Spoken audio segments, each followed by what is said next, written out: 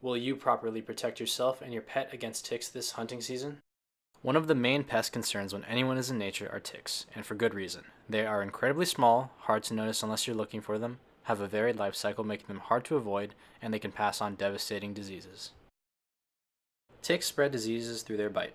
The deer tick Exotic scapularis spreads Lyme disease by injecting the bacteria Borrelia burgdorferi locally into the person or animal it has bitten 40 to 48 hours following the bite. These bacteria can then spread throughout the body, causing a debilitating disease, so it is extremely important to remove a tick as quickly as possible.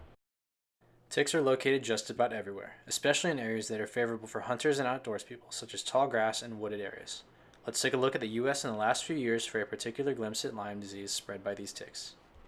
Looking back to 2012 and on, the Center for Disease Control and Prevention has kept track of cases of Lyme disease.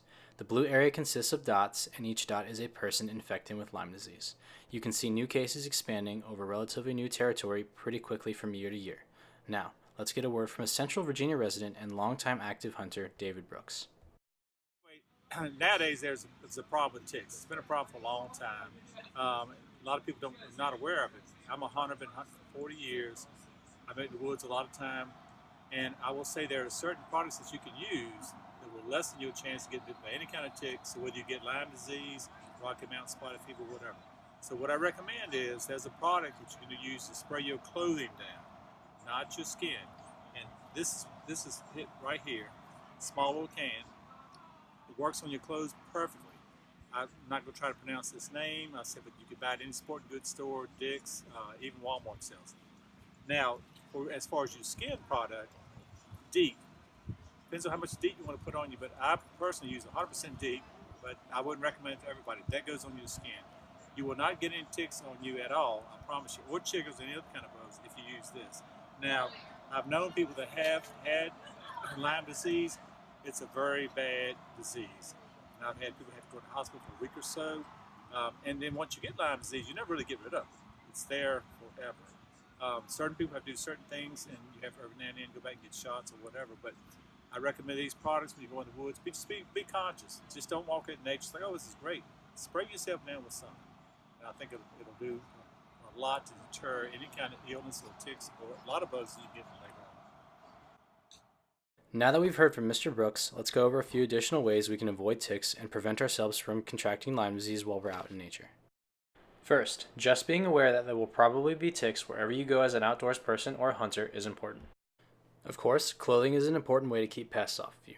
Make sure to cover up with long sleeve shirts and full-length pants to keep ticks away from open skin. Always check yourself, companions, and pets for ticks when you have finished hunting or being outside in order to prevent ticks from feeding on you for longer periods of time. Make sure to use repellents on your clothes, skin, and animal-safe repellents on your pets in order to keep ticks from even trying to bite you or your pet in the first place. There are many, such as permethrin or DEET, that are known to be very effective and cheap compared to the price and time commitment of Lyme disease treatments. Now, for Lyme disease itself and why you should go to extreme lengths to avoid contracting it. Lyme disease is broken up into stages. For the first stage, most people who are newly infected will experience general tiredness, headaches, fever, and body aches or pain. Also, the classic bullseye rash can be seen with most people, but there are also times when it may not be noticed at all. During the second stage of Lyme disease, symptoms may become more severe. Arthritis may develop in the joints, and heart damage can occur. Damage to nerves throughout the body may also be noticed, and also painful headaches, extreme fatigue, and fever are also quite common. In stage 3 or late stage Lyme disease, which may occur just months or years after the first symptoms begin to show, the symptoms will continue to worsen. Extreme arthritic pain may develop. Brain disorders such as short-term memory loss, sleep disturbance, swelling of the brain, and numbness of the limbs are all horrible possibilities. Not only does having to travel to the doctors often for treatments, such as amoxicillin or doxycycline, place undue burden on an infected person, Lyme disease may also place additional economic strain on a family if an individual cannot continue to work a normal job or provide food by hunting as they once did before.